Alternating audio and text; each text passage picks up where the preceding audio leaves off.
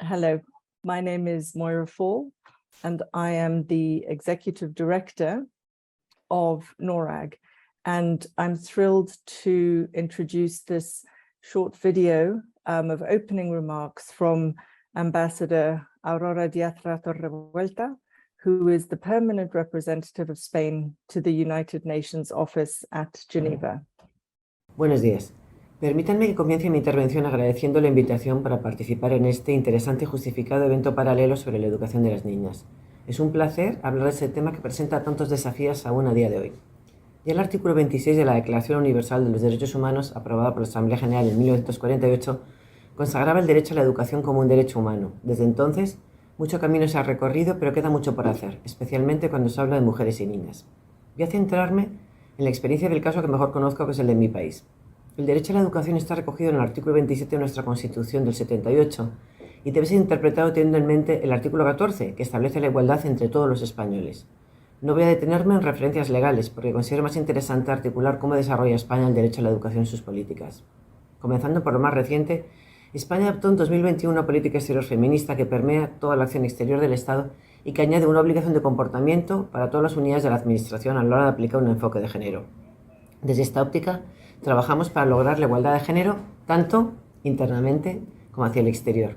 Y desde luego la educación forma parte de esta agenda que siempre ha estado formando parte de nuestra acción exterior. España defiende especialmente en foros multilaterales que el ODS 4, Educación de Calidad, y el ODS 5, Igualdad de Género, están intrínsecamente ligados, ya que no se llegará a lograr la plena igualdad de género si no se logra un acceso a la educación universal y de calidad de la educación. Para ello, mi país ha apostado hace años por incluir el acceso al derecho a la educación dentro de los planes directores de la cooperación española, piedra angular de la articulación de nuestra cooperación. El Plan Director 5, que va de 2018 a 2021 de la cooperación española, es la guía en vigor para diseñar programas y planes que busquen el acceso a la educación a todos los niveles. En esta línea, no podemos olvidar que miles de niñas ven mermado su derecho a la educación al encontrarse en situaciones de emergencia, y una niña sin acceso a la educación es una mujer con un futuro más complejo y vulnerable. Desgraciadamente, Afganistán es un triste ejemplo de lo que ocurre cuando no solo se limita el acceso a la educación, sino que se elimina la posibilidad de ir al colegio, lo que debería ser un espacio seguro para las niñas. Como parte de la comunidad internacional, tenemos una responsabilidad frente a su futuro, evitando dejar a nadie atrás. Me gustaría ahora hablarles del compromiso de España con la Declaración de Escuelas Seguras, suscrita por 114 países, que busca proteger las escuelas como espacios seguros, poniendo fin a los ataques y el uso militar de las escuelas. El próximo 16 de junio en el Palais se presentará el informe de Educación Education Under Attack 2022, que nos servirá para conocer cómo está funcionando la Declaración de Escuelas Seguras para prevenir la violencia y mitigar sus efectos. La pandemia es un espejo que nos ha colocado frente a nuestras peores pesadillas. La brecha digital ha aumentado las desigualdades entre países, pero también entre hombres y mujeres a todos los niveles. Aún estamos a tiempo para reconstruir mejor, pero para ello todos debemos aplicar activamente y sin convencimiento el enfoque de género. En mi país trabajamos para que algunos temas o profesiones dejen de ser un reducto donde rijan las reglas solo para hombres, abriendo nuevos horizontes donde todos tengamos las mismas oportunidades. Y eso empieza por la educación. Una educación de calidad, con indicadores claros, lo que no se mide no existe, una educación centrada en valores y donde la educación en igualdad de género sea parte del currículo educativo que busca acabar con diferencias de trato y estereotipos desde la infancia más temprana. Concluyo ya mi intervención deseándoles un fructífero debate que contribuya a colocar la educación en igualdad de género en el centro de la agenda política, y para ello, desde luego, necesitamos trabajar conjuntamente con más mujeres involucradas en los procesos de toma de decisión y diseño de políticas. Muchas gracias. Thank you, Ambassador. And thank you all for joining us here today. We will be talking today about gender and girls' education in particular, and also how that also is affecting boys as well as girls. This is about saying, how is it that we can actually improve counting the uncounted with a particular focus on girls? So, Paul, could you start the slideshow, please? Thank you. So here, what we are talking about is girls' education, counting the uncounted. And as you can see on the right-hand side of the screen, here in NORRAG, we work across 5 themes. The first theme is data and evidence.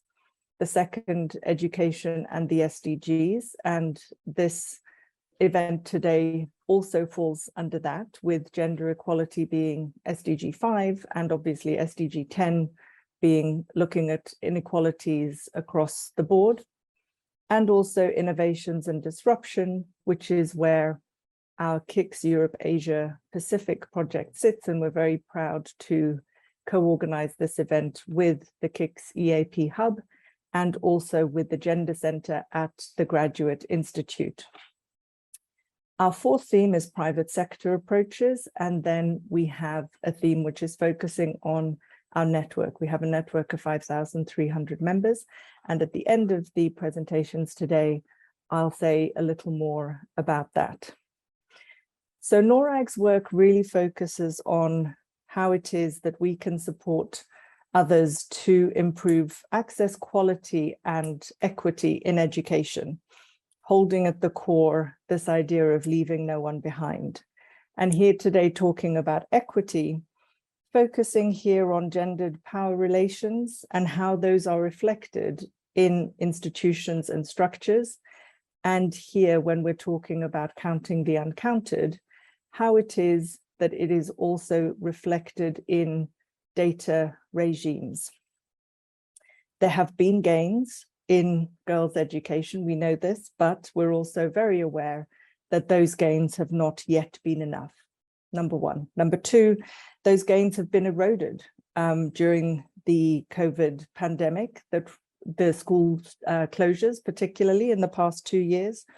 But while many pupils, and particularly girls, were lost in those 2 years, we also know that some of those children that did not go to school are possibly lost forever.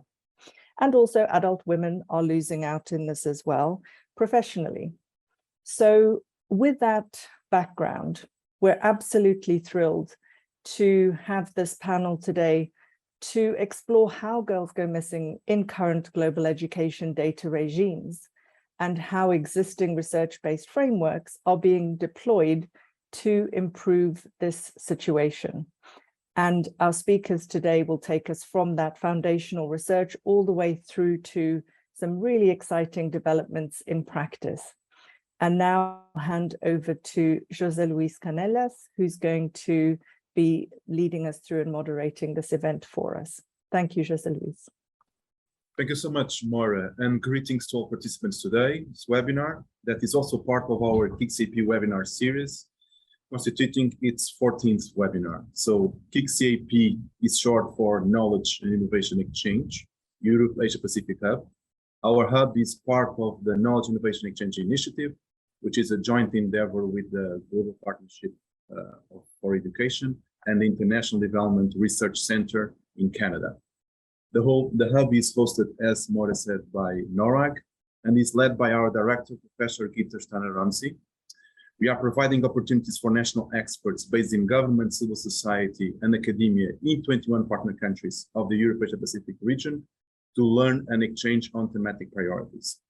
One of the key thematic priorities is precisely gender equality, and KIX is promoting the use of research evidence for more effective policy and planning by following KIX's approach of surfacing, amplifying, and disseminating knowledge from the global south.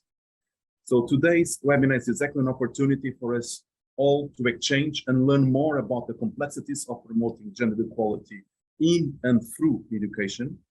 We want in this session to hear your perspectives, and we invite you to include at any moment your comments and questions in the chat box. We will now have 4 presentations, and following each one of the presentations, we'll have space to read out questions and comments in the chat. So let's start our journey on gender equality in the best way possible.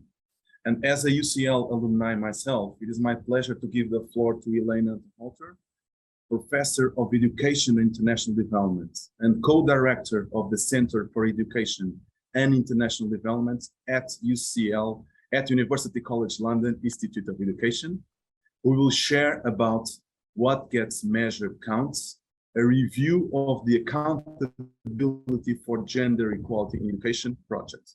Professor Elena Terhalter, the floor is yours.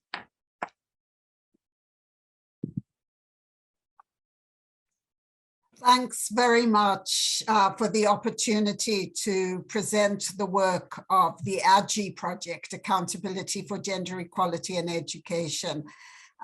This project has been developed through a North-South collaboration, and it's really thanks to NORRAG for this amazing opportunity to talk to people in so many corners of the world about the research.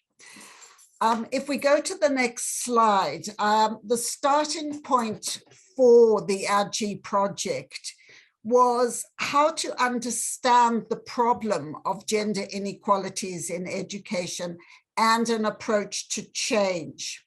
And in the literature, you can roughly divide understandings of this problem into two camps.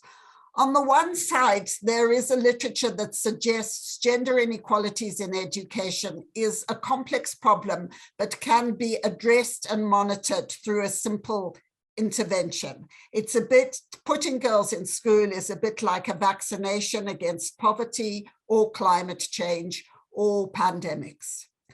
But opposed to that stream of analysis is another stream of analysis, a critical, scholarly and activist position that says this problem is so complex, so contested, so many different interpretations of what is gender, what is education, what is social development, that we don't know where to start, and that any approach to measurement or collecting data is always going to distort the lived reality. If we go to the next slide, what on that slide distills the heart of the problem really centers on this, on two issues. The one that the solution is often presented as just get girls into school. And the data solution is generally presented as let's measure gender parity. Let's look at girls as a proportion of boys. Now, the problem with gender parity is that while it is a good statistical and rigorous measure and is applied across many of the indicators in the SDG framework, you can have equal numbers of girls and boys in school and yet leave many areas of gender inequality, both within school and without school, without education, unaddressed. So girls can be in school and there can be high levels of gender-based violence. Women can have very limited access to social, political, and cultural rights. And that's a problem around data as well as analysis. If we go to the next slide, what I contrast on this slide is two approaches to interventions and evaluation and gathering data. On the one hand, it's been a whole stream which has said the interventions need to be about what works to get girls into school, what works to address a limited suite of issues around gender inequality. And we hope that, and let's develop the data that monitors that. And contrasting to that is an approach that says, no, what we need to develop interventions about and evaluation strategies are about what matters. Human rights, friendship, intersectionality, all the complex understandings of equality that we have. And if we go to the next slide, it's always been an area of distress for me that these two streams of work have diverged so sharply.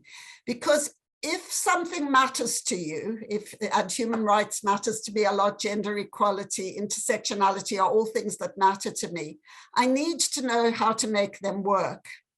And similarly, with regard to if something works, we need to know why it works or why it doesn't work.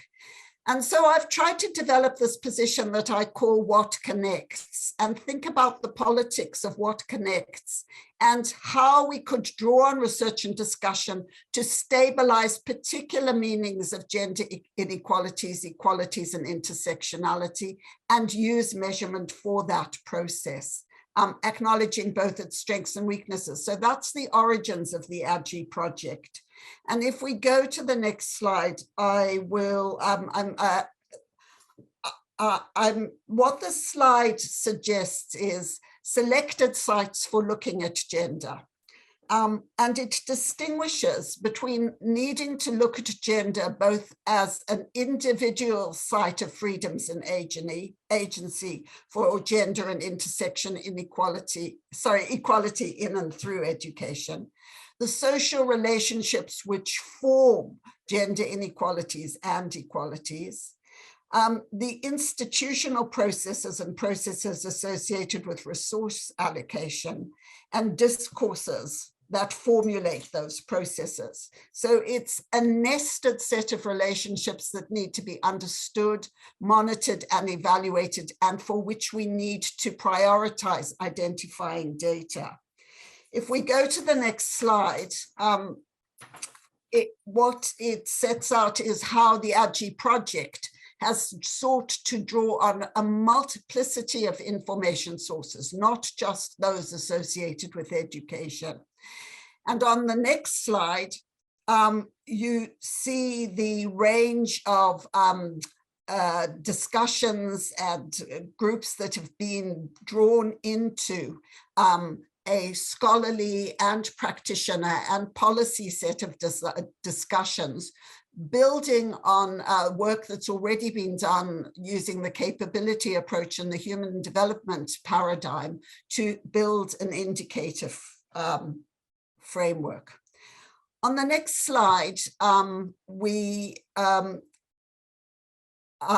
the elements of the AGI framework. And in contrast to many of the frameworks that have been used to monitor and collect data on gender and education, which have focused entirely on schooling or on learning outcomes, what the AGI framework distills is a set of orange domains, resources, values, and opportunities, which look at capabilities. They look at the material resources, schools, money, skill, the values around human rights or gender equality, and the opportunities at individual, social, and policy levels that condition whether girls get into school, and also whether we have information in those domains.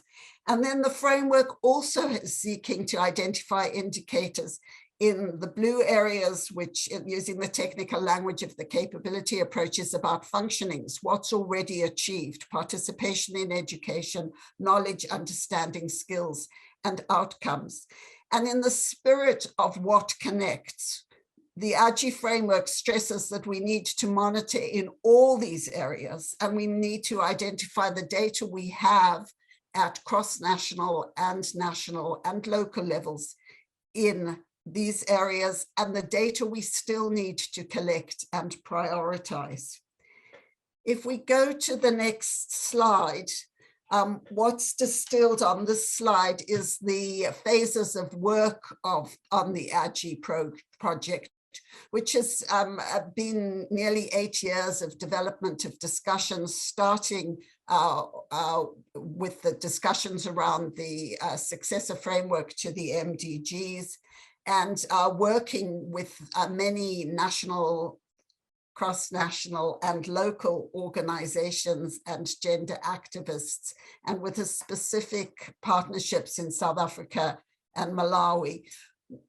So that's the phase that developed the framework. In the second phase, we're looking at processes for selecting indicators and working on criteria and the shortlist for indicators.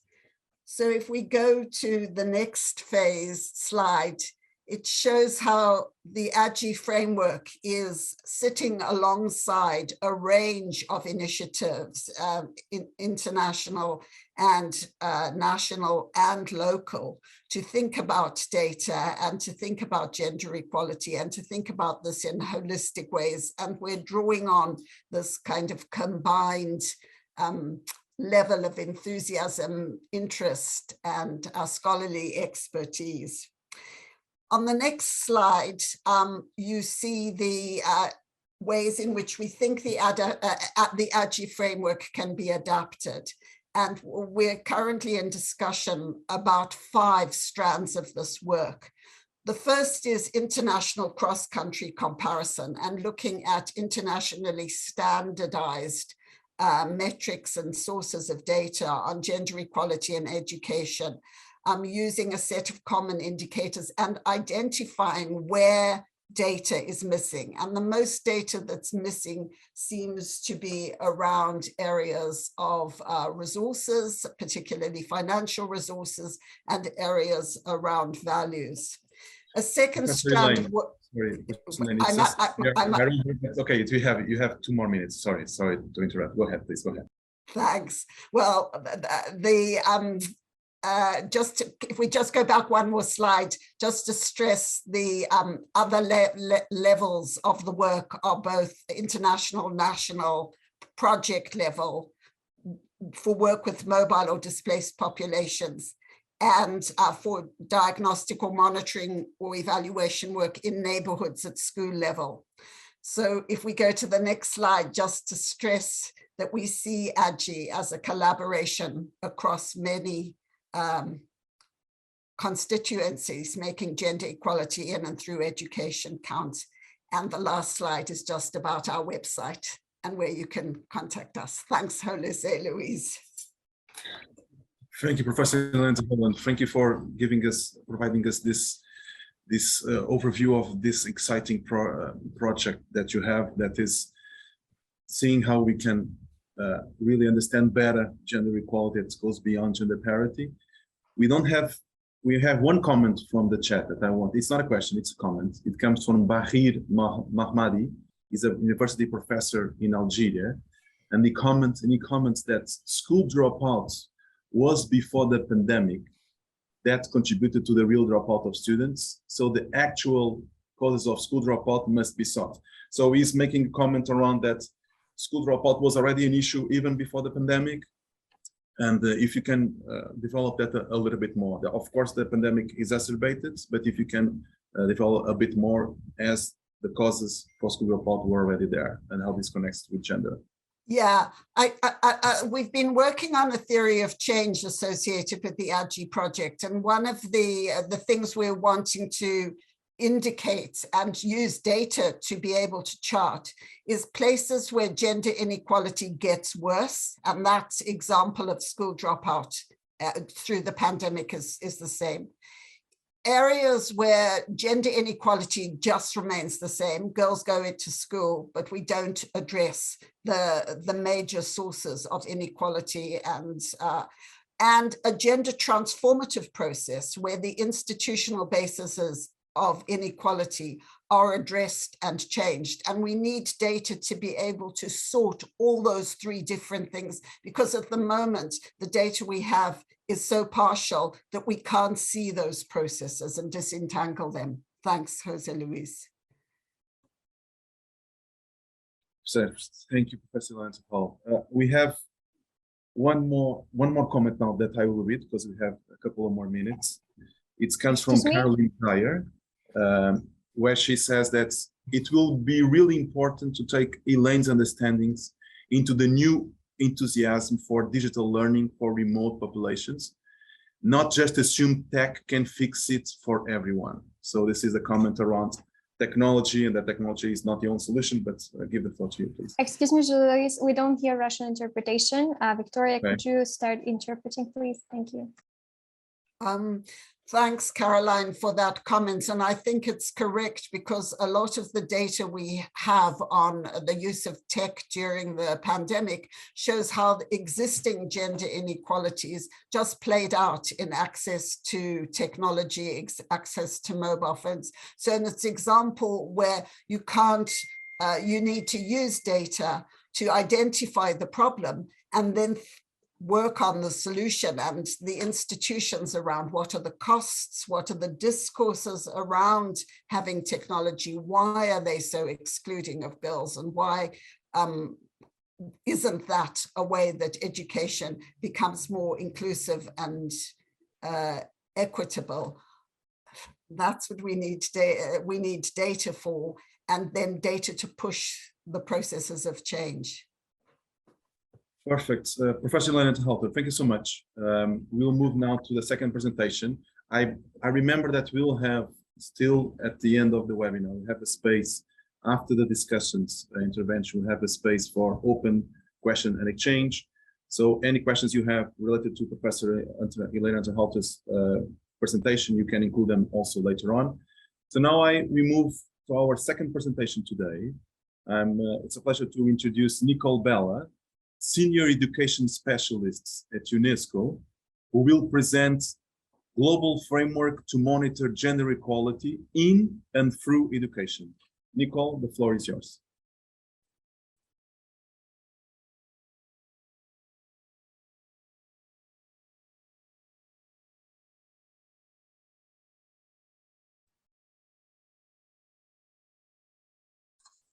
Merci beaucoup.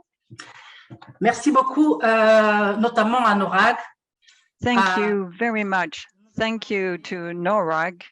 Thank you to Moira for giving us this opportunity of presenting to you the work relating to the monitoring report on education. You know that since 2015, there has been a global education monitoring report on gender conducted by UNESCO. Let me start by thanking Mrs. Helen Dorak, who has been a true source of inspiration for the work we have achieved so far regarding gender monitoring, because she's the one who initiated this work. It's really important. It makes gender equality more visible in the SDG 4 agenda. Now, certainly, gender equality is part of the SDG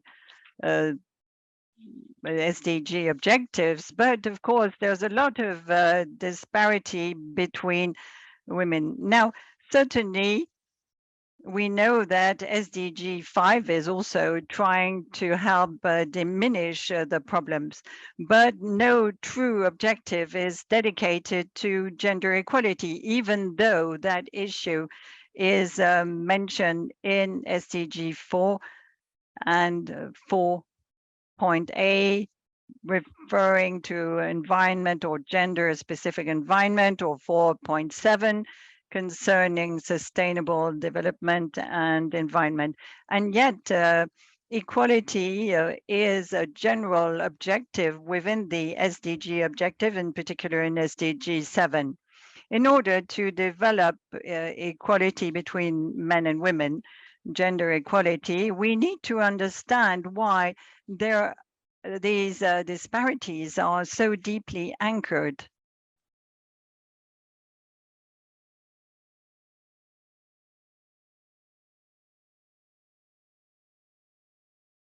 And while we are interrupted, forgive me, Nicole, those who are looking for interpretation on the English channel, please can you go to the interpretation button on the bottom of your Zoom screen? There's a globe that says interpretation, and you need to select English. Checking English channel. Let me now continue. The social, cultural, and institutional, as well as legal obstacles continue to exist and are truly problem regarding gender equality. In order to make sure that girls and boys have equal access to education, their rights need to be protected. They need to have access to schools, and the stereotypes should be let aside. In the 2030 framework, you can see that this is being mentioned. Of course, there is an important right to education for all, and that is why requests should be made to government to make sure that there is equal access to schools between boys and girls. And in addition, there should be true access, true checks to the equal access. And that is why we need to better understand gender equality and other aspects relating to availabilities of quantitative data, but also qualitative data to ensure an appropriate follow-up. And certainly that is going to be very complicated. We need to have a more appropriate sectorial planning to make sure that gender equality is encompassed in that aspect. Here, I'd like to present to you the education framework on gender equality, which you can find in the Global Education Monitoring Report on gender and on education. This is the framework which is being used by UNESCO at world level. And in this graph, you can see the different issues that are being taken into considerations in the approach on gender equality. In the global report, in this Global Education Monitoring Report, you will find a wider scope, a broader vision of gender equality to better protect the right to education of girls and women, but also that of boys and men. Notwithstanding LGBTI, those rights are often threatened. We have a framework that uses a three-pronged right-based approach to gender equality: the right to education, the right in education, and the right through education. Now, we also have a framework here that includes 6 areas of gender equality. I mentioned equality to, equality in, and equality through education.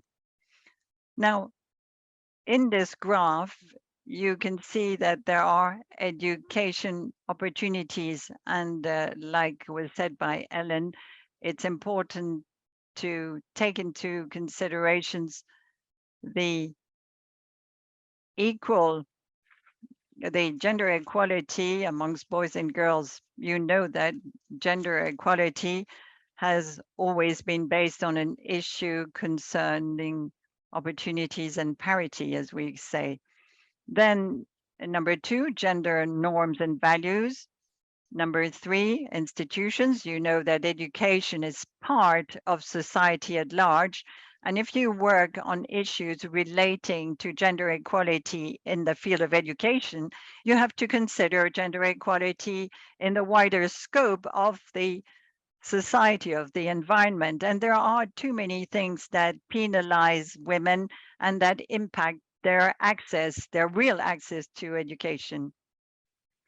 Then we have the laws and policies, because there are laws that guarantee access to education to boys and girls, or that guarantee the right to education to all.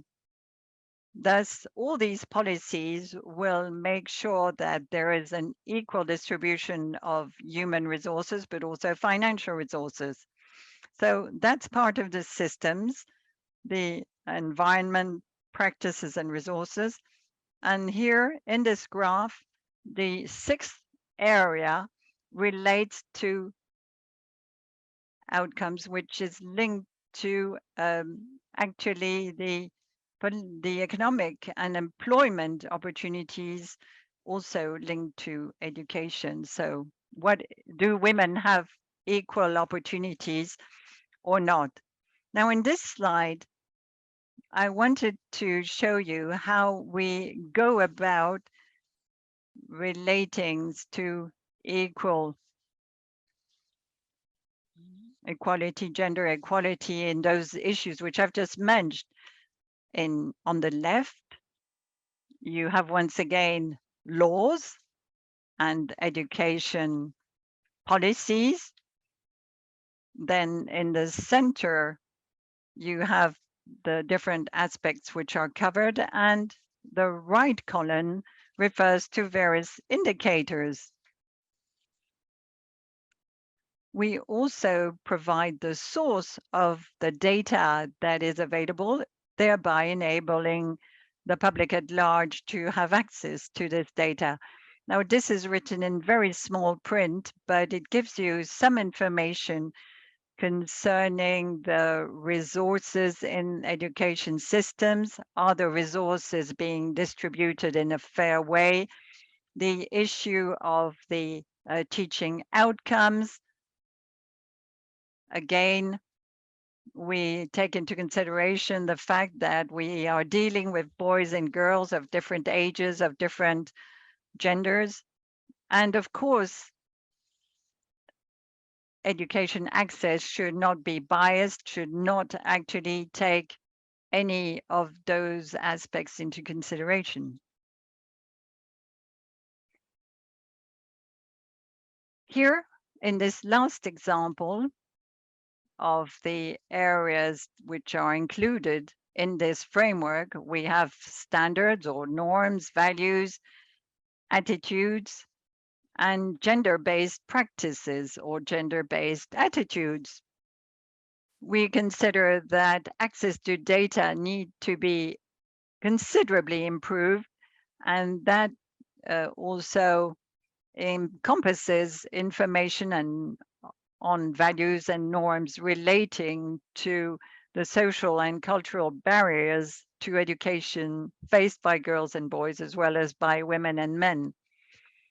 These values, these norms are certainly going to have an impact on the attitudes towards girls and women, and as well as parents.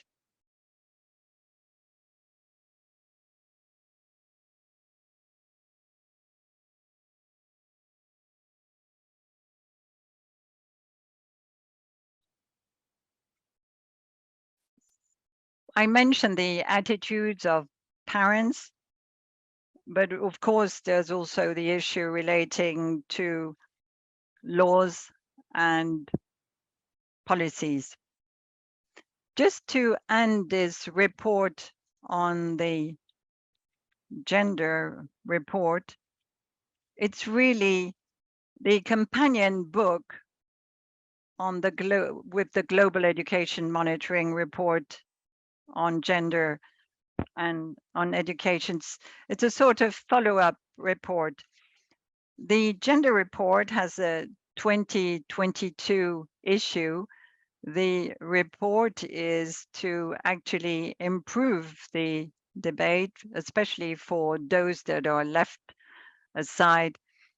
In this report, we have seen that we have made some progress, and although faith-based schools have certainly helped in the past, they have been vital for girls' education, but teaching has been found to actually reinforce gender unequal norms and attitudes. We've observed that non-state actors, that is parents, often preserve gender barriers in primary and secondary education. For instance, parents will decide that they will send their daughters to some schools, whereas they'll send their boys to other schools. And generally speaking, there are more boys in primary and secondary private schools, especially in Asia, because these public schools are destined for elite. So there is a bias in favor of boys' education, which is considered as a priority for the parents' expenses. In India, for example, an analysis of school or education outcomes in the Punjab province has revealed that girls are less likely to actually visit private school in comparison to boys. In Indonesia, girls will actually be taught in madrasa schools, whereas boys in private schools. Now, the preference in favor of boys and the decision on behalf of parents to spend more of for the boys' education justifies why they have better access to school and education. So as you can see, a lot has to be done to reach true equality in school and in education outcomes. There is a need for more availability, and we need to absolutely question all the bias that exists. A lot of data has been collected for a lot of Sorry, data has been. We are over the time limit, so if you could wrap up, sorry. Please go ahead, sir.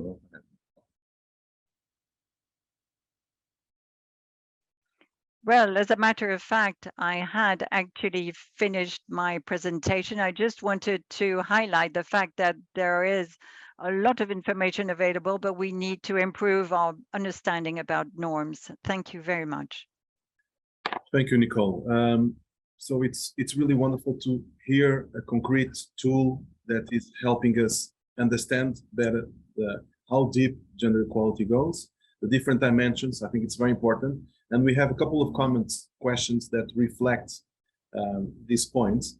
So I'll read the first one that we had from Manana Ratiania from Georgia, from the USA Basic Education Program in Georgia, where she's sharing her experience, saying that she uses a gender gap calculator to raise awareness among students and students that are future teachers, while working on gender issue, while she also goes through different rankings that are an eye-opening.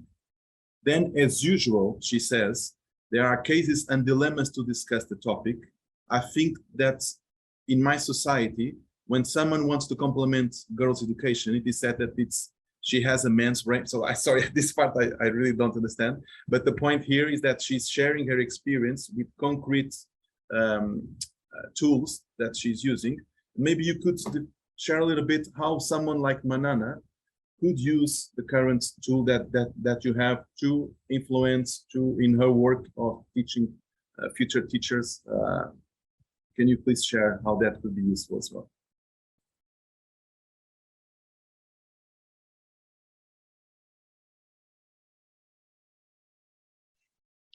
Yes, thank you very much for this question. Now, there are several tools and instruments to measure gender inequality and gender disparities, and the tool that measures the gaps, the gender gap, is one among many. So that's the gender gap calculator.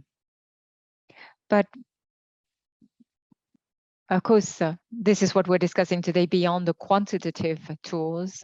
It's also very, very important to perhaps look into those aspects that are a little more difficult to measure, but that are indeed extremely important so that we can better understand the mechanisms of gap inequalities and how to, this gender inequality, what we call substantive gender equality.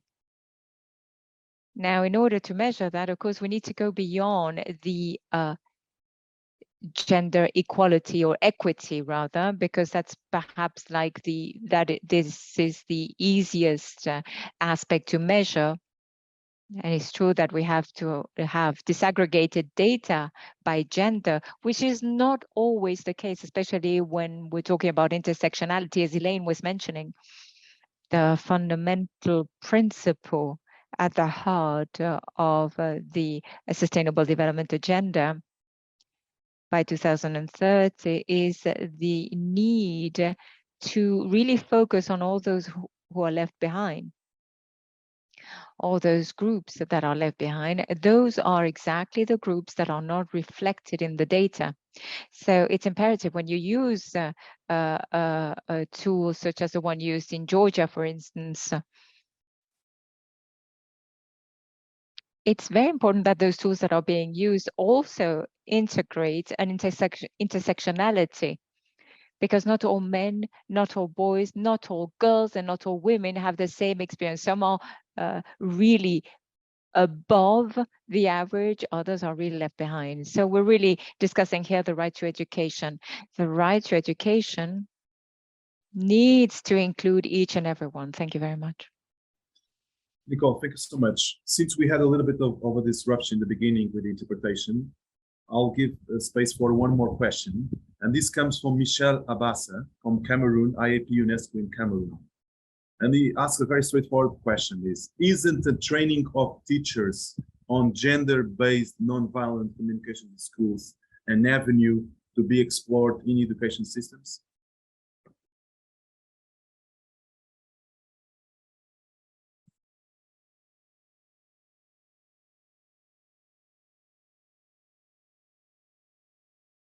Please, Nick, go ahead. Thank you very much for this question. Of course, training and the trainers training and teachers trainers in training in terms of non-violent communication and in terms also of gender-based violence is very important. But if you could look at target 4.7 of SDG 4, it mentions gender equality, but the target calls on countries to make sure that all those issues that are linked to the particular SDG, all these issues be integrated in policies, in the education programs and curriculum, as well as the teachers' curricula, but also in the assessment tools for skills and competences. So teachers, trainers are at the heart of education and the quality of education. You cannot talk of an education of quality if you do not indeed talk about gender. The value of an educational system is assessed on the basis of its inclusiveness in terms of gender as well. So of course, teachers have to be trained at the level of, or rather trained in terms of gender issues. And it's not always very, very easy because, you know, they're human beings, those teachers in the end. They have their own biases, unconscious and conscious. It's not that they can always make sure that they are equal in terms of what they learn. If they themselves are not aware of their bias, if they themselves are not aware of the fact that they need to question their own bias and stereotypes, you cannot be successful. So of course you need to be trained in that field as well, because this is such a specific issue, but it's such an important issue that it needs to be dealt with in the education field. So it means also that teachers need to be trained, of course. Thank you. Thank you so much, Nicole. Thank you so much for your participation, for your contribution. We'll have, I remember again, that we'll have a space for a longer Q&A and discussion. So any questions related to your presentation, we can also address them at the later Q&A. And now it's my pleasure to give the floor to Antara Ganguly, Director of United Nations Girls Education Initiative, that will lead us on a presentation about global versus local. What can global databases really tell us about out-of-school girls and boys? Antara, the floor is yours. Thank you very much, Jose Luis. It's intimidating to come after such erudite speakers who are doing so much for gender equality in and through education. Thank you so much, Elaine and Nicole, for what you have shared. Thank you for those frameworks. They're exactly the direction in which we need to go. In my time today, I would like to focus on, I want to center the conversation around this child. I hope you can see my screen. It's not in full mode. Do you want to put in? Yeah, it's working now. Thank you. Excellent. So when I was working with UNICEF India, we went to the state of Rajasthan, which is one of the most gender unequal states in the country and perhaps in the world. There's a lot of female feticide that still happens there. And we went to this very remote village in the desert. These are very marginalized communities, landless, daily wage earners. And so we're really speaking of the bottom 5%, not even the bottom quintile. And in that community, we went to this, small village, and we were speaking with families, asking them about their children and which schools their children go to. So we went to this house, and this house has a courtyard, and we were speaking to the woman who lives there, and she was telling us that her son, they have saved up and they spend 60% of their monthly income to send him to a private school in a city nearby, and it's a boarding school, so he stays there. And their daughter, she told us with pride, goes to the primary school in the village, and it was clear that she felt that she deserved our congratulations for doing that, pointing to all of the work that was there in the house. And she said that her younger daughter, when she was older, would also go to that primary school in that village. Before we could ask about what happens when these kids grow older and become adolescents, especially these girls, I saw this child just sort of creeping in from the back into the open courtyard where it was an open kitchen. And she was carrying a big pile of dirty dishes. And as you can see, she's very young. So I said, but you said your daughter is in school. How come she's here? It's not a school holiday today. And she said, oh, that's not my daughter. And it turns out that this child is the daughter of her husband's brother. And the husband's brother and his wife, so this child's parents, are alive. They have migrated to another state. They're also very poor. They're also landless. They're also daily wage earners, and when work dried up where they are, they migrated to another state to cut sugarcane. Now, what was really interesting and heartbreaking was that this woman, when she's telling us about her children, whom very clearly she loves, she just forgot to mention this child living in her house. And if you can see the blue markings in the picture above the window, that's actually from the census.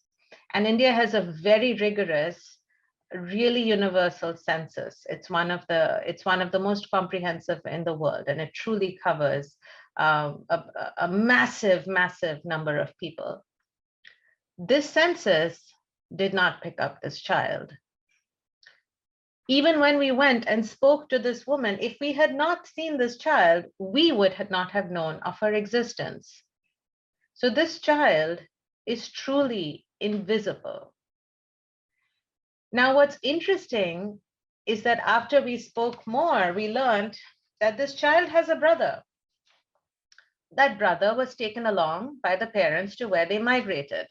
That in itself, following from what Elaine and Nicole was saying, is an indication of gender bias. And there's clear son preference in India. The government themselves are undertaking several initiatives to address that.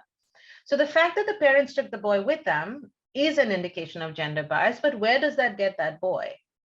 So that boy has migrated with the parents to another state where the parents are working 16-hour shifts just to earn a very subsistence wage. Is that boy going to school over there? Unless he is touched by some of the initiatives that are available in that state for migrant children, most likely not, because most migrant children do not get touched by these schemes. In fact, they often work in the fields themselves. So this boy, with all his gender privilege, who has migrated with his parents to a sugarcane field to be closer to them so they can keep a closer eye on him, is most likely also not going to school. And whatever he has learned in the village school he was in before he turned 8 years old and went with his parents, he's clearly lost. And this is 3-4 years ago, so before COVID. So that boy, even with his gender privilege, is also invisible. Now, if you look at the data systems in India, which again, the education management systems of Indian government schools are far better off than those of many countries. So there is, there is every government school, and there is a school within 1 kilometer of every household in India, does have a methodology to count which children in the catchment area are actually enrolled. And so you actually have a gross enrollment rate that's significantly higher than the net enrollment rate, because there will always be discrepancies between census information on the children and then who shows up at the school. And then there is attendance that has to be taken every day, because the teachers are actually, their performance is, one of the indicators of their performance is the attendance of the children. So there's that. Then there's, sorry, yeah. just to confirm that we are just seeing your first slides. Yep. That's okay? Yep. Okay, Yes, okay, that's good. Okay, go ahead.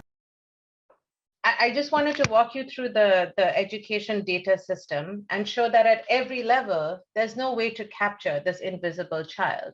So in that district, and the district that this girl is in, when you show that gender parity has been achieved in enrollment, what does that really cover?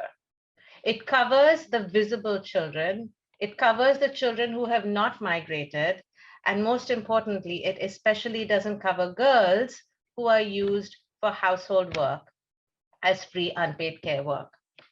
Now, if we move to the next slide, here are a couple of examples of global reports. Now, I want to put a disclaimer here. I am a very proud UN employee. I'm a huge fan of the work that my organization, UNICEF, does, and all the other organizations do as well. The point I want to make here is that sometimes global reports do not cover the complexity of social justice issues, including gender equality. So in this first report, it's a Milo report. And for those of you who know Milo, it's a really important initiative to look at and really understand learning in developing countries. Now, in this Milo report, it actually says that there are no gender differences found between girls and boys in learning through COVID. In the next report that I have here, it's a report on remote learning from UNICEF. And in this report, it actually says that there are no differences based on gender on remote learning, based on an analysis and that was done of global databases. This is not based on new information. This is based on existing global databases. Now, if you go to the next slide, these are also global reports from the same organizations.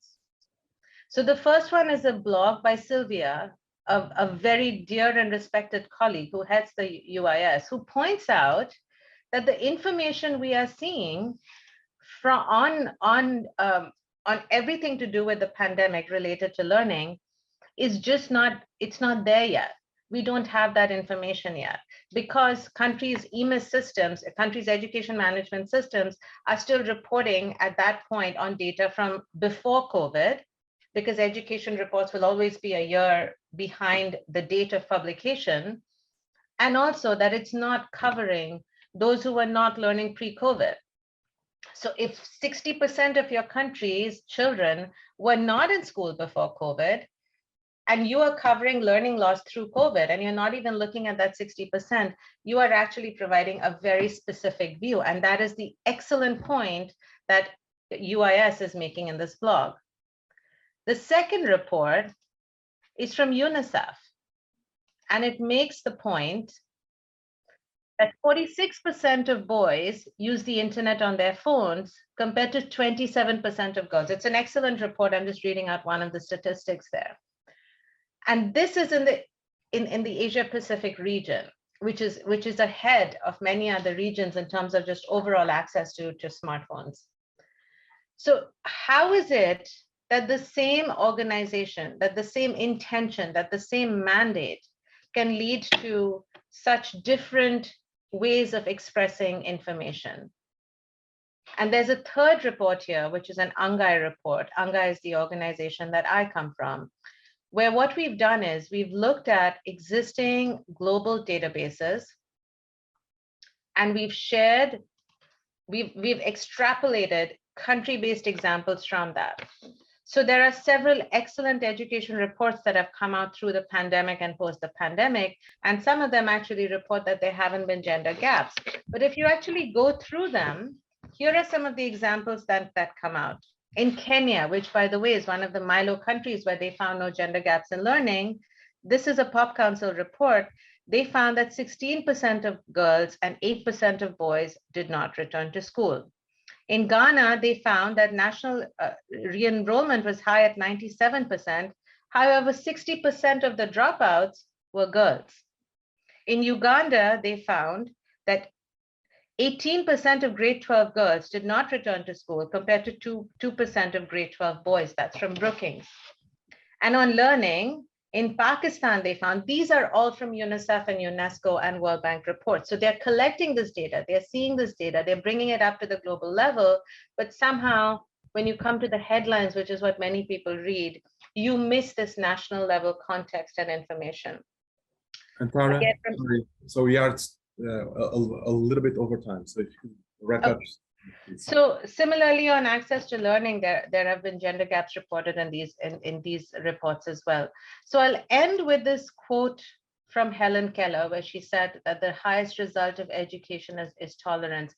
And why am I ending with this quote? It's to remind us that gender parity is not gender equality, a point that Elaine and Nicole have covered with such sophistication, but also to say that it's important for us to have a conversation on what global data can and cannot tell us, and to really pass through the comprehensiveness of what is included in that global data and in those global reports to get to the true picture of the most vulnerable at national levels. I'll stop there. Thanks. Thank you, Tara, and thank you for really giving us the taste of what's happening. We have here to do a selection because we had a lot of questions, comments. So I'll go first with Tapan Mohanty, Dean from the National University in Bhopal, India.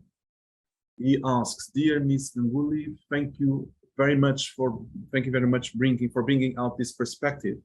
In my study on access to education in the context of RTE 2009, I found that non-enrollment is a major problem in case of migrant laborers, especially in urban slums." He's talking about this specific context. "The pandemic has further exacerbated the problem, and another problem is language barrier. How do you look at it?" Thank you, Professor Monti. I think we really need to look at what grassroots organizations and local solutions are putting forward, because they're the ones who are working directly with the community, especially urban migrant communities. I mean, in India, they can be so diverse just within one country, and the diversity outside of that country is even more. So I would always position local knowledge, local best practices in addressing that. And on the language barrier, I mean, the good thing is the Indian government has been supporting in many states mother tongue instruction, and that should absolutely continue, because otherwise first generation learners are they're just turned off when they go to school. They don't understand what they hear at all. Thank you for the question. So we have here one more. Let's go. If you can do it in 1 minute, I think it's interesting that we take the momentum. So from Anna Mashava from Georgia, do we have a clear indicator that taking only the boy with them, the parents, falls under the gender bias category? Could there be any reason behind it? Let me copy. Yeah. It really depends on the national context. It is known that boys suffer because of paid child labor more than girls.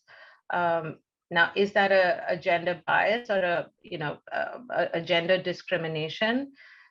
Both of those points could be argued. Son preference in India is clearly established and has been in other countries as well. But I would say it depends on the country. Tara, thank you so much. There are other comments. We are taking note of them. We'll try to address them later on. So let's move to our fourth presentation of this first set. And I welcome Fabricia Devine Senior Education Specialist, Head of the Gender at the Sender Initiative for UNESCO International Institute for Educational Planning in Dakar. She will present about gender transformative diagnostics, analysis and tracking, identifying data needs and gaps, and setting meaningful indicators at country level. Fabricia, the floor is yours. Hello to all, and thank you so much to NORRAG for this very interesting event. It is a great honor to me for this, and thank you very much, José Luis, for this presentation. I'm a senior education specialist with the International Planning Organization in Dakar. It's a UN organization which is part of UNESCO. And the mandate of this organization is to provide support to UNESCO member states so that they can better plan and manage their education system. I just wanted to be more specific as to my attributes. My presentation is divided into two parts, and it's really at the crossroads of everything that has been said, both by Professor Unterhalter, by Nicole Bella, and by Antara.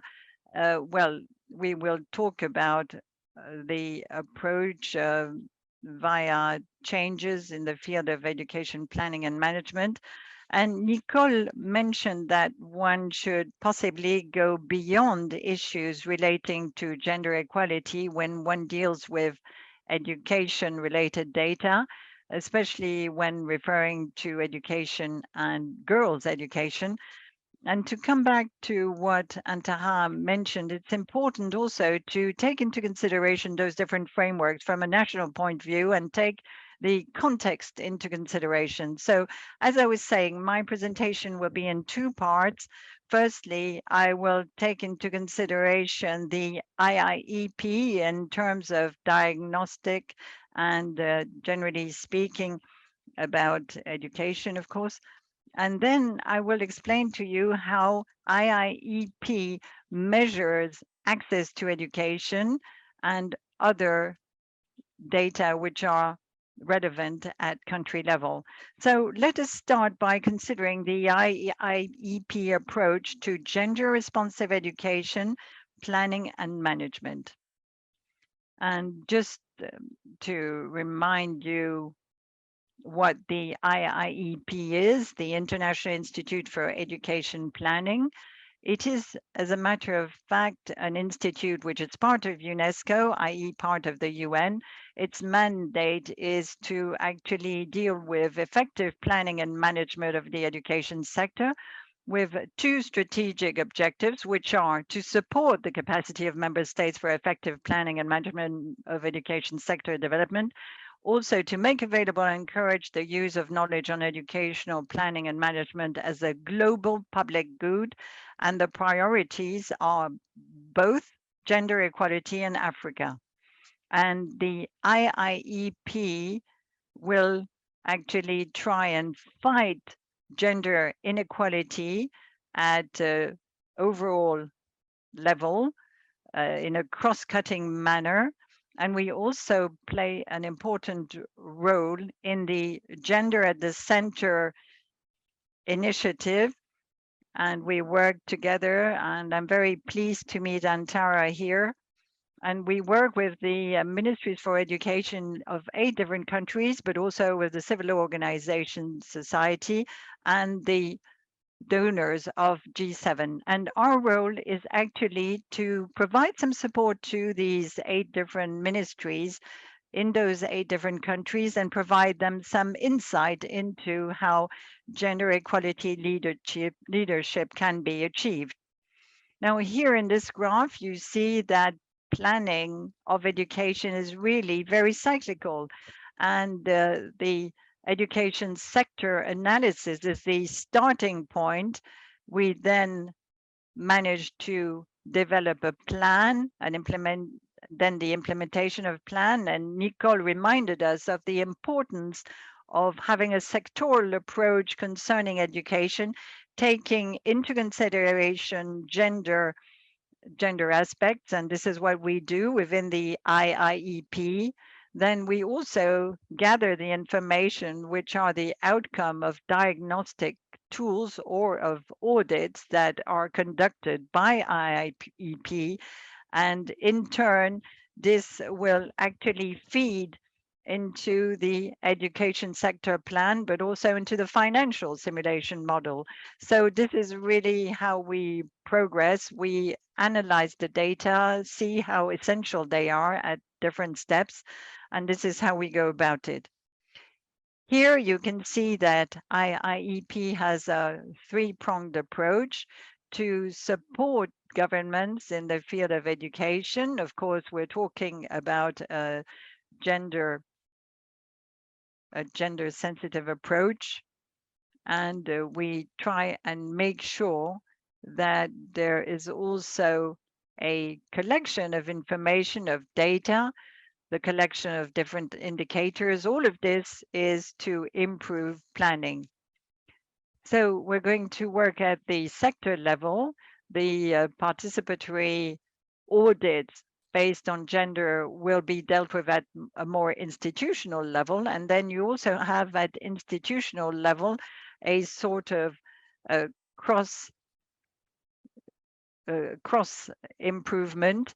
And of course, within the IIEP, we conduct a lot of activities which enable us to collect a lot of data concerning organizational changes from a gender point of view, but we'll see that later on when we talk about the various education sector analysis. Let us start with the education sector analysis. What is it?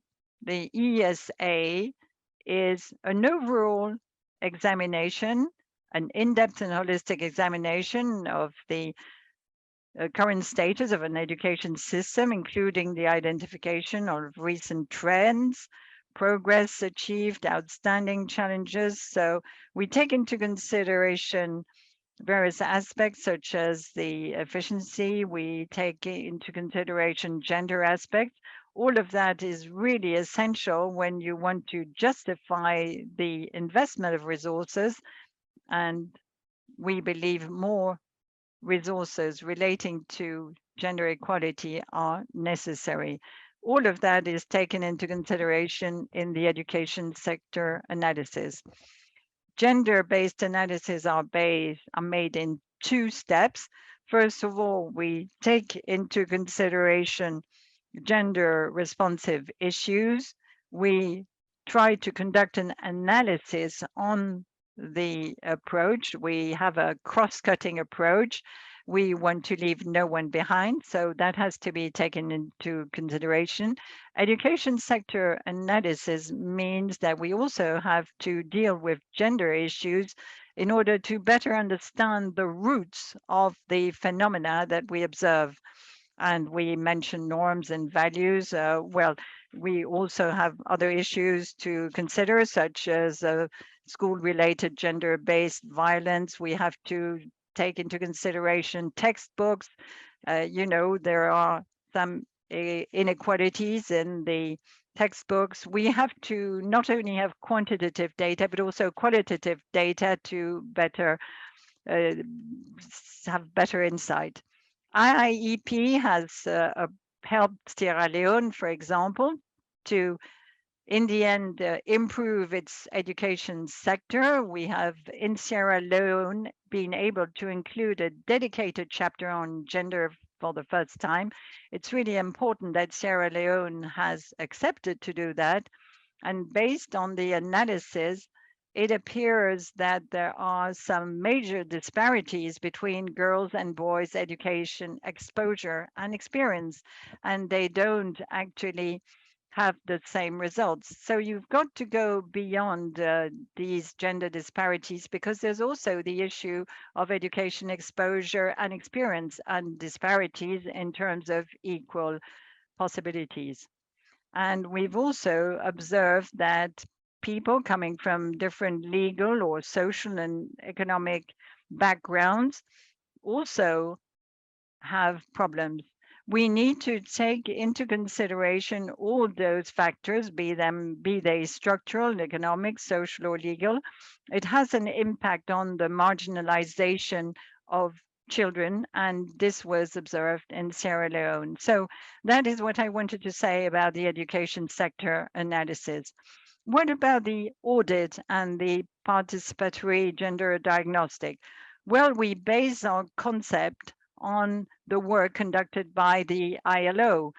And this is really important. We have been able to develop a diagnostic that integrates gender-based aspects at all levels. For example, we can work at different levels, and this is complementary to the education sector analysis.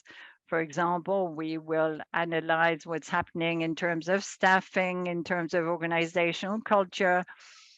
Now, we will already have gathered quite a lot of data and information in the education sector analysis, but in addition, we're now getting more data which help us defining a vision, a policy, and operations. And our starting point is that. Sorry, just let you know it's 10 minutes now. So if you can make sure 3 minutes. Yes, please, please. Thank you, Fabrizio. Very well. What I wanted to say is that these different sectoral analyses are complementary, and we also conduct diagnostic approaches.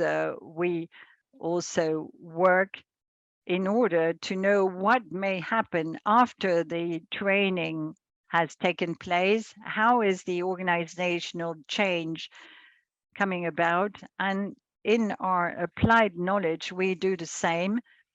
And in the research we conduct, we try to gather data which is not readily available.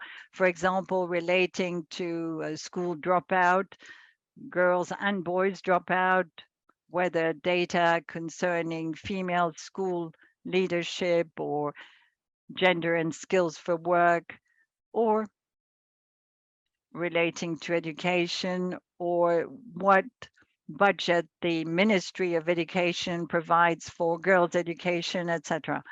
Now, I'll stop here because the 10 minutes have already elapsed. But I'd just like to mention that we have some major challenges that we need to take into consideration. As Nicole said earlier, there are a lot of data, but one has to try and find them, and not only quantitative data, you need qualitative data, and this can be done through a community-based participatory approach.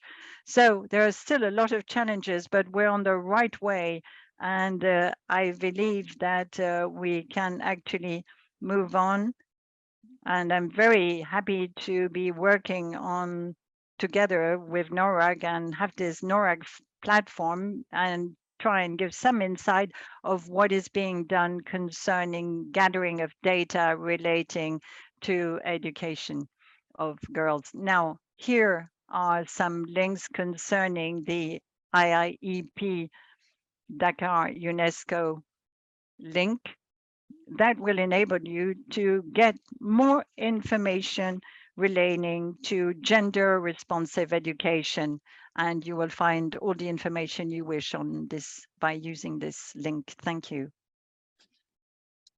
Thank you so much, Fabrizio. We have here different questions and comments, and it's great to see how we can link gender equality, agenda with education sector analysis, education sector plans to really make sure that it's involved in the policy cycle at country level. We have here a very practical question from South Sudan, and I think it's important that we address it. You maybe from your experience, give it a general response. It's Pondunze Martin. When discussing access to all, what strategies, from your experience, what strategies are in place for retention of girls or boys in schools? He wants to learn from South Sudan.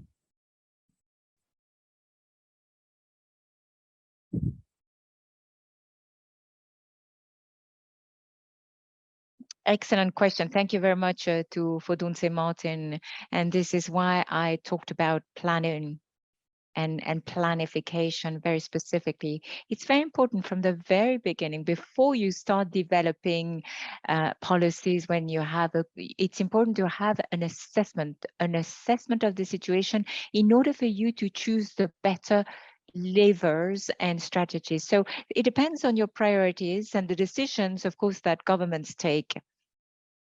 So there is, let's say, a strong element related to, let's say, economic policy. So there's a political decision to be taken by governments as well, upstream.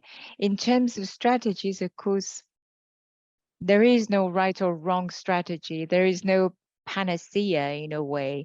I believe that there's no one-size-fits-all policy. You need to work according to your own background, your context at national level, your regional context and background. And this is what will indeed allow you to develop a good strategy that will be anchored on the realities on the ground. And they will reflect also the availability of data and also budget allocation in a gender responsive manner. So I couldn't tell you that there is one good strategy. And this is also our approach in the IIEP, is to really make sure that we really are in tune with the context, with the local context. And you need to know exactly what happens at local level to devise the right policies. And as Elaine was saying before, it's all about frameworks, and those frameworks need to be adapted at the local level. And this is what we really try to do, make sure that we work hand in hand with countries, not just to collect data for them, but to collect data with them to help those countries have a good picture, a good overview of the situation, so as that they are able to take the best informed decisions on the basis of available data and according to their ability to implement strategies, because this is what a good strategy is all about. They have to be implementable and they have to be sustained and sustainable. Thank you. Thank you so much, Fabricia. There are a lot of interesting comments and questions that we'll save it for later, because we now will give the floor to our two discussants today. First discussant, Judith Herbertson, Head of Girls Education at the Foreign Commonwealth and Development Office, who also funded the original AGE projects. Judith, the floor is yours. Thank you, NORRAG, and to all the distinguished experts on the panel. We've heard a lot this morning about how education is being delivered worldwide and how challenging it's becoming. The pandemic, extreme weather events, conflicts, protracted crises, all on the rise, and this host of invisible children, this girl and that boy. We know that some 259 million young people remain out of school post-pandemic, the majority in LICs and LMICs. I assume we all know the shorthand. And over 70% of the 718 million primary-age children are in learning poverty, compared to 57% pre-pandemic, which means that the vast majority of children can't read a simple age-appropriate sentence with some understanding by the age of 10. And so further years of education are closed to them. And we also understand that the human and economic costs of the pandemic are estimated at a loss of $17 trillion in lifetime earnings. And people have explored already the issues around exclusion based on gender, location, poverty, disability, ethnicity, language, and displacement and sexual orientation, which again are likely to increase, undermining progress made over recent decades. And we also know that educating girls is one of the most cost-effective development investments that we could make, with intergenerational benefits for the individual, family, community, and country. A child whose mother can read is 50% more likely to live beyond the age of 5. Imagine, 50%. And 50% more likely to be immunized, some correlation there, and twice as likely to attend school. And if every girl went to secondary school, got those 12 years of quality education, the mortality rate for children under 5 could be cut in half, saving 2.6 million lives a year. So as we've been exploring this morning, what will success look like as we try to respond to the current education crisis and count the uncounted? Business as usual will not help us recover progress lost, nor accelerate much more rapidly as needed through the milestones to achieve SDGs 4 and 5. We need to scale up our global response by increasing funding, improving data on beneficiaries, and working much more closely with governments, who are, of course, responsible for long-term sustainable education service delivery. Firstly, very important to focus on the research and evidence, to know what works and how, so that we don't waste further time, effort, and money, and to tailor that to context rather than to apply a global cookie-cutter approach. Secondly, it's very important that we're counting the right thing and that we do not devise something new and freestanding that risks counting something that's easy to count but is not important, and that's not connected via an education golden thread to national curriculum and assessments, teachers' skill and pedagogy, and what young people need to know, learn, and apply. Thirdly, we need to project forward to what the next generation of young people will need as they join the workforce. What digital and technological skills, applied and transferable skills, and level of critical thinking, all built on the foundational skills of literacy, numeracy, and socio-emotional well-being, so much of which has been lost over recent years. And fourthly, we need government ownership. We know how political data can be, particularly the imposition of international leadership on data. They must be in the lead on budgets, policies, curriculum, and assessments within the reality of their own countries, and with our support where needed and welcomed. And they must count the uncounted. And to conclude, just a word on the UK approach. We have recently published a new international development strategy, and I'm delighted that one of the top 4 priorities is a commitment to improve the lives of women and girls, with girls' education at the forefront of the so-called 3 E's: educating girls, empowering women and girls, and ending violence against women and girls. And as many of you will be aware already, we have agreed last year with our G7 partners a commitment to achieve 2 new global objectives in LICS and LMICS by 2026. Firstly, 40 million more girls in school access. Secondly, 20 million more girls able to read by the age of 10, quality, with the equity brought in by the girls. But this could go badly wrong in terms of how we count the so far uncounted. This doesn't mean that we're not focused on the boys. We are assuming boys will come too. That may prove false. Nor that we are only focused on counting up to these numbers by bagging the easiest to reach and aggregating those that are not really the hardest to reach, the most marginalized, the most in need. Nor that learning to read is the only skill we value, nor that once a girl is over 10, she's missed her chance to learn to read, and therefore the door is closed on further education. We're going to need to hold on to the evidence of what works and the established metrics established for the SDGs, so that these objectives contribute and not compete with the collective global efforts on access, quality, and equity. Thank you very much indeed. Thanks so much, Judith. Thanks so much for your contribution. And then, without further delay, I give the floor to Lisa Puglu, Professor and Co-Director, Gender Center, Geneva Graduate Institute, who will help us frame our webinar today within the broader scholarship on gender. Lisa, the floor is yours. Yes, thank you so much, Jose Luis. I'm so pleased for the Gender Center to have been able to co-sponsor this event. I have to admit that I don't usually do education, so I feel a little bit like an imposter at this event. But I would like to maybe use my particular perspective as somebody who works on international governance and gender issues more broadly, to give you a few reflections about what I have heard. As you know, and as was very clear in this discussion, indicators and indexes is, of course, where the world of international governance now sits. They are crucial. They're crucial to the implementation of the sustainable development goals. They measure, they set standards, they hold accountable. They're in that sense absolutely central.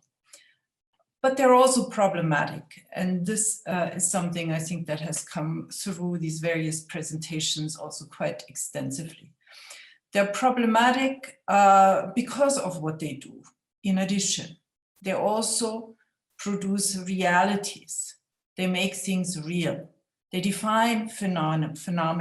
As a matter of fact, I would like to go so far to suggest that even what we understand by gender equality today is defined mostly through statistics and indicators and no longer through some broader political discussions. So we know today now to think of gender equality as an aspect of employment, of political participation, of health access, of education.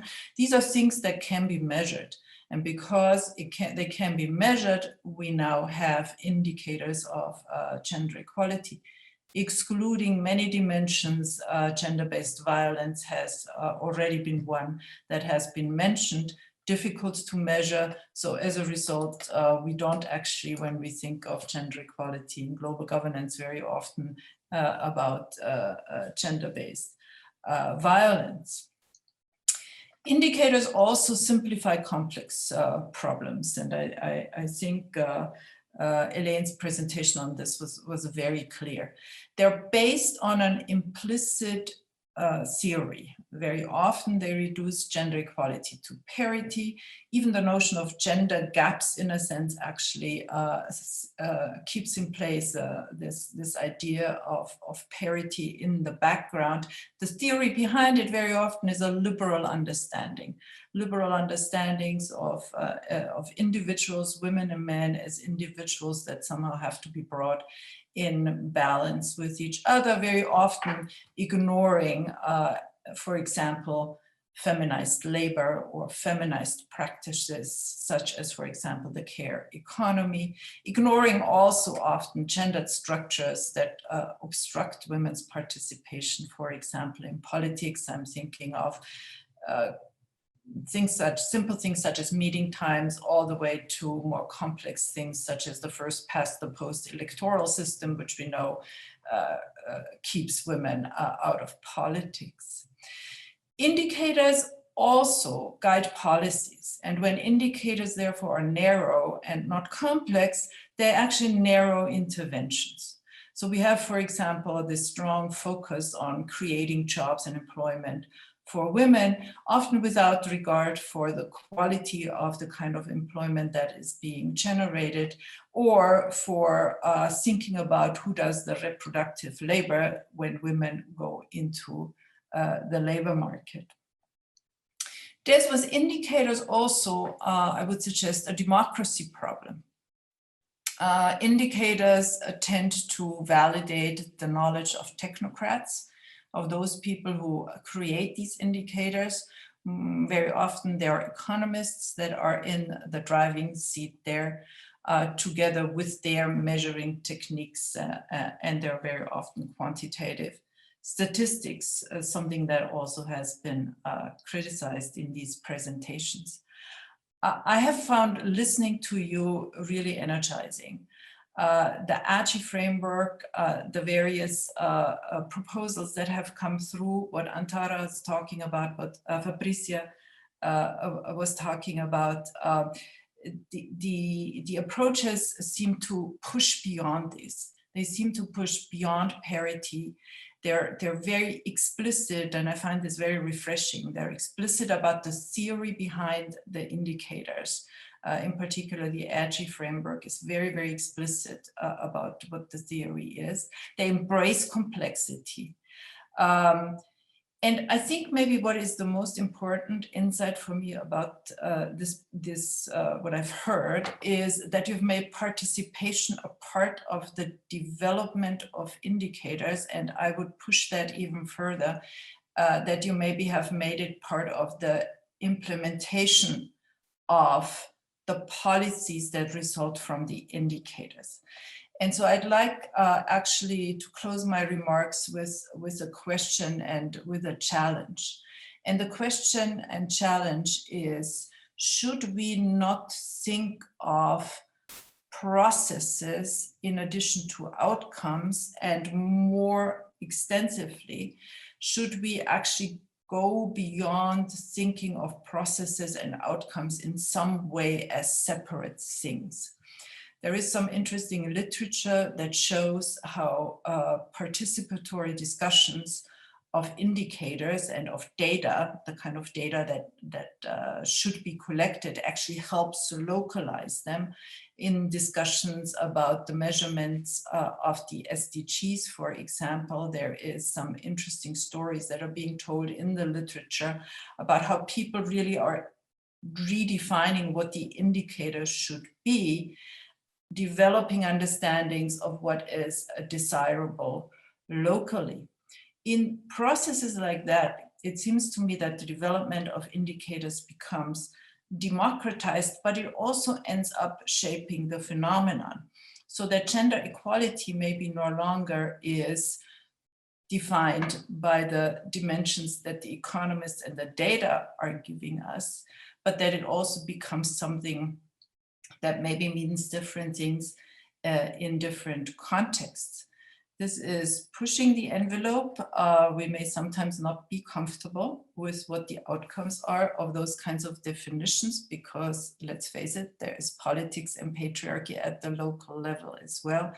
Yet in the end, as many of you have suggested also, I don't think there's any way around that. And so in a sense, the work on indicators and data, I think the promise of it lies in taking them local and getting away from the hubris, in a sense, that exists at the international level, that we can measure complex things such as gender equality at the local level. So congratulations to everybody. I will be watching with great interest how this work you're doing is moving forward. Thank you.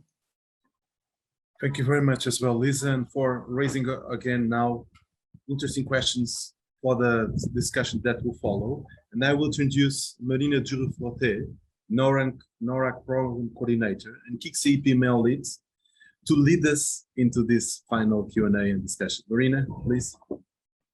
Thank you, Jose. And thank you everyone who included their comments and questions in the chat. We've seen a lot of discussion going on, so I'll focus on some of the questions that were not addressed in the chat yet, and hopefully to get some more discussion going on with the speakers that presented today. So let me start by one that I think is a very good segue to what we just heard from Elizabeth Prugo, which came, this question came from Mubula Mbole, sorry if I didn't pronounce your name correctly, who is an education consultant from Kenya. So basically, they ask whether, so referring to Nicole Bella's presentation, they ask if the development and implementation of any education programs is a significant factor in the cultural barriers articulated by Nicole. So the question is highlighting the importance of reflecting on the cultural barriers, but also asking whether reports done by international organizations, research conducted, should be inclusive of all communities in the global world to improve their relevance. So their suggestion is to have a more informed and equitable approach to education reforms and to the way we analyze them as well. Of course, this question was addressed to Nicole, but I invite any of the speakers to address it if you would like to. Okay, maybe I can start and then. Yes, please go ahead. Yeah, I think I cannot agree more even with Elizabeth, and the fact that it's really important to go beyond global data, you know. So because we are all addressing global education is a global issue. Okay, so we are trying also, at least with the global education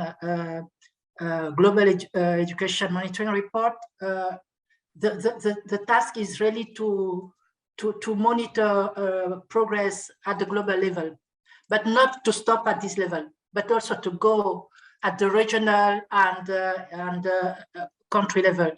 And the aim is really also to create a kind of policy dialogue, you know, not only at the global level, but also at the lower levels.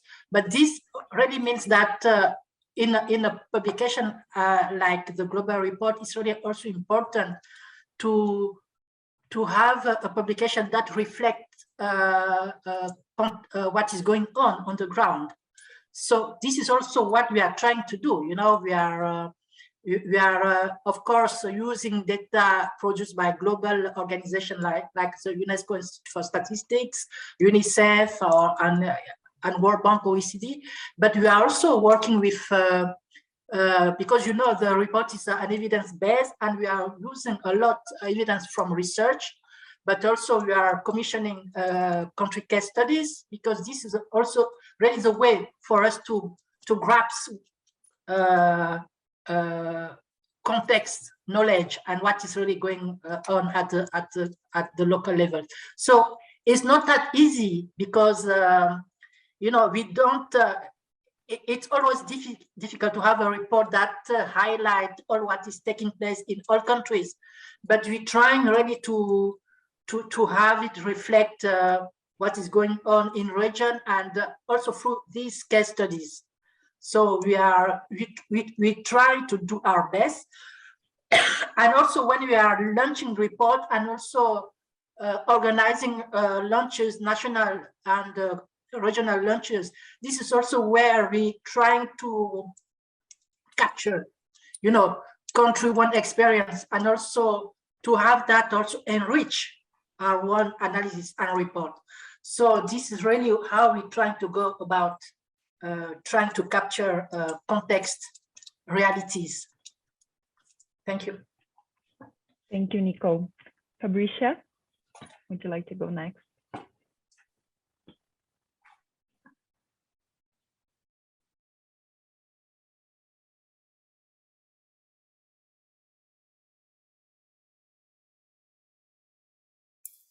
Hello, Fabricia.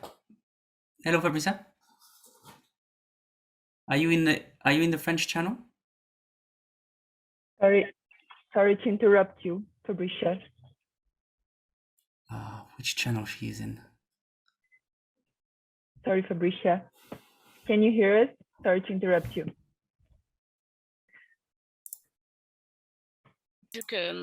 Pardon, je le redis en Speaking English, I will now speak French. I was explaining that there are two fundamental elements concerning gender norms. There is a need to develop education systems, take into consideration norms and cultural barriers. And indeed, gender norms and cultural barriers are really important. We need to deal with them at the level of schools, at the level of the community. It's really important, it's fundamental. But there is something else which is also fundamental, and that is the analysis of institutions. How do norms in the gender field also apply at institutional level?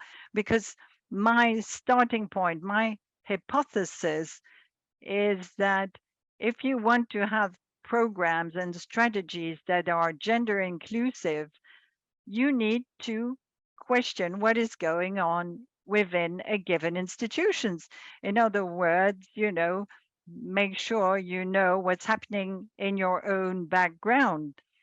You need those two levels, because unless you gather that information, unless you know what gender-related practices are in your institutions, you will not be able to solve and to actually develop education policies that are appropriate. So we need to know more about that.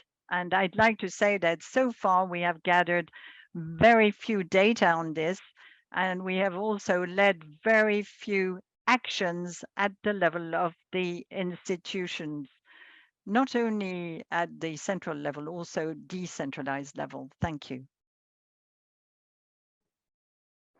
Thank you, Fabricia and Nicole, for addressing so well this question and expanding the discussion we were having across presentations. So I suggest that we now address different questions that also I think relates to all of the presentations, but I'll let each speaker see whether they would like to contribute. So this question comes from Jordan Naidu from UNESCO IIEP, who is asking, he's of course thanking all the presenters for sharing the various tools, including Elaine, and asking how do we adapt to and use diagnostic tools to extreme situations like the one we see in Afghanistan today. So he adds, my sense is that adaptation is not enough in such contexts. So what are the extra measures that could be used beyond surface level adaptations?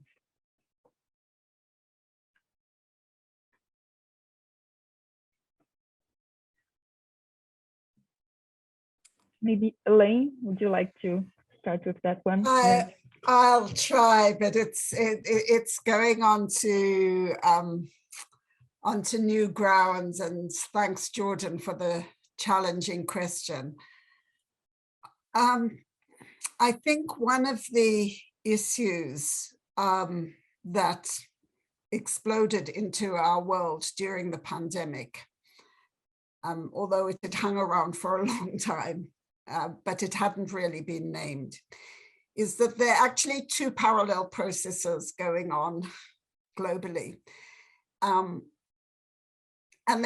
we don't link them together. The one is the kind of creation of welfare states and education systems and attempts to set up inclusive, gender equitable forms of states that address poverty. And I think that's what the global governance system has been helping to support, national governments have been helping to support, and many non-government organizations have. And that's where the language of gender equality was spoken and named and kind of tamed in a way around issues like gender mainstreaming, and indicators were identified.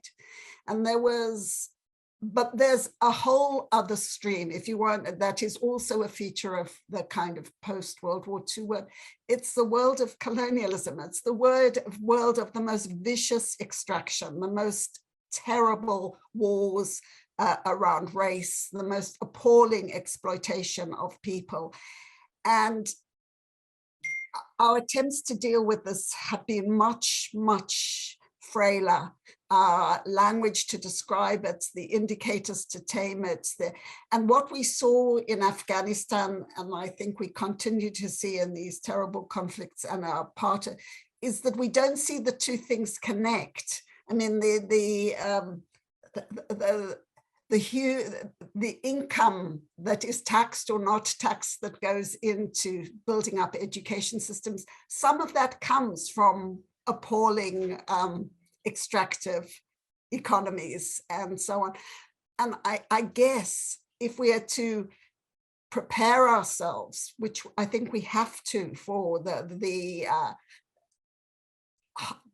kind of horrors associated with climate change, the wars we've seen over the last 2 years, and the appalling racism, explosions of racism that we've seen. We've got to try and connect these two together. And whether we, indicators are, I think as Elizabeth's saying, are very, they talk to a world of stability, and they're not that good at instability. And yet we somehow need to be able to analyze that form of instability, talk back to it, and change those institutions. So sorry, it's not in the cool way in which Jordan posed the question, but it is a set of problems we need to talk about it. We need to name it and talk about it and be honest about what we don't know and where we still need to develop. Thanks, Marina. Thanks, Elaine, for responding to this very challenging question with such thought-provocative reflections as well. So let me give the floor to Fabricia. Fabricia.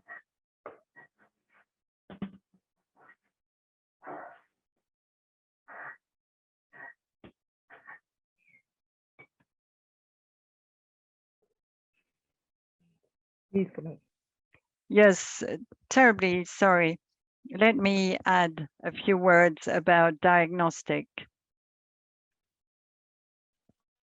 And it's important that the diagnostics are in line with what we are experiencing, whatever crisis we're meeting, security crisis, climate crisis, and health crisis, etc. From a planning point of view, we need to certainly take that into consideration and not have limited diagnostics. We need to use tools that are very flexible, that are agile, that can respond to the various challenges, to the various contexts. It's really important. And in our dialogue, we, the IIEP, when we have a dialogue with a country, well, as Elaine was saying, well, there's been the COVID pandemic, but notwithstanding that, we are now trying to integrate new dimensions, new layers. Now, in a given country, they will say, well, we've also experienced that kind of crisis in the northern part of the country, etc. We need to adapt our tools, be as flexible as possible, and have the means so that we always go further, so that we are following an action and a research dynamic, so that at all times we try and understand where we stand and not focus on very sophisticated or complicated tools. Let us try and be on the same wavelength as our own context. Unfortunately, Jordan, I don't really have a tool to give you or provide with you with a concrete experience, but regarding the planning or gender sensitive or crisis sensitive planning, we need to remain as flexible as we can in everything we do, i.e. analysis and diagnostic. Thank you. Thank you so much, Fabricia, and thank you to all of our speakers here today. It has been an absolutely fascinating conversation in the chat as well as on your screens. And we, I think, are all taking away with us a much more enriched and deeper understanding of what it is that this means to be thinking about counting the uncounted. It is not a simple task, and hats off to all of you, chapeau to all of you who are addressing this in your work, and thank you for the insights that you've provided today. In the last 2 minutes, I would just like to draw people's attention to a few things that we and some of the partners who have been involved in today's event are working on. And I'm going to start with our new network tool map. because here, this is a way that you can actually go and find other people who are interested in gender. In the example you can see on the screen here, this is someone who's looking for people who are interested in data. But with our new network map tool, you can actually go and find other people who are working on gender and connect to them. And this is absolutely critical in terms of being able to make those connections, not just looking at people and watching people from a distance, but actually being able to join other people who are interested in what it is that you're interested in, and also potentially working in the same regions that you are working, or indeed being able to find those people and see who is connected to whom and how it is that you might be able to connect to them. And this fundamentally is a critical part of what it is that NORRAG is doing as a service to its network members. So when you become a network member, you will now have access to this tool where you can find like-minded people, where you can find people who are also interested in what it is that you are interested in. So do please explore the new network tool that we have. You will find, I believe, a link to that in the chat. If Paul, you could make sure that that link is available to all of the participants. Those of you who are not members, you're very welcome to become members. And those of you who are already members, do please go in and find yourself and find those other people who are also interesting to you and interested in your work. We currently have a call for papers for our next NORRAG special issue, which will be on education, training, and work. And if you are interested in that, you will find the information again in the chat, and there are 2 email addresses there for you to address any abstracts that you might be interested in contributing to that. We are working with the ILO on this particular topic, logically. And next Friday, we have a side event at the Human Rights Council, which will be online. And again, you can sign up for that through the NORRAG network page. You can sign up for that also on our website, and you will have received, you will receive a reminder about this as well. Again, it's an online event. The GPE KIX Europe Asia Pacific Hub will have its 15th webinar in September. So keep your eyes open for reminders of that. And the Geneva Graduate Institute Gender Center on Wednesday, the 29th, is looking at caring in time of crisis. And that will be in Geneva and also online. If you're interested, you'll be able to find information about that on the Gender Center's page. And then finally, you will receive, all participants and all of the 700 people who registered for the event will receive an email with the video recordings. You can click through on any of the languages of interpretation with some events highlights in English. And also we will send you an evaluation form. We're always interested in finding out how we can improve what we are doing. And also, as I said, do join the NORRAG network if you're not already a member. If you are already a member, do go in and find some of those people who also care about gender in the same way that you do. So thank you all again for joining us today, and we look forward to seeing you on our social media channels and in our future events. Very best wishes for the rest of the day or evening, wherever you are.